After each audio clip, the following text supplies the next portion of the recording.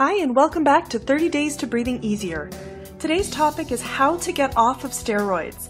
I have so many people say to me, I'm on steroids, I'm on low dose, prednisone, or some sort of other form of steroids, and people just say, I just want to get off this stuff, I can't stand it, and I don't blame you. The way to get off of steroids, number one, is very, very slowly. You've got to taper yourself off. When you start taking steroids, steroids are something that your body naturally manufactures. So when you start taking a supplement steroid, your body kind of shuts down and says, well, I don't need to make any anymore, so I'm not going to. And if you suddenly stop taking steroids, then your body kind of goes into shock. So you have to taper slowly.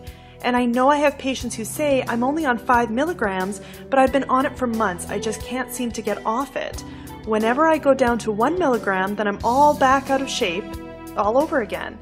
So tapering from steroids definitely takes some practice, and it can be done. I firmly believe it can be done. Just make sure you're doing it slowly, you're doing it with the help of your doctor. Don't do it too quickly or you're going to rebound and you're going to land in a lot of trouble, I promise. Thanks, and I'll see you tomorrow.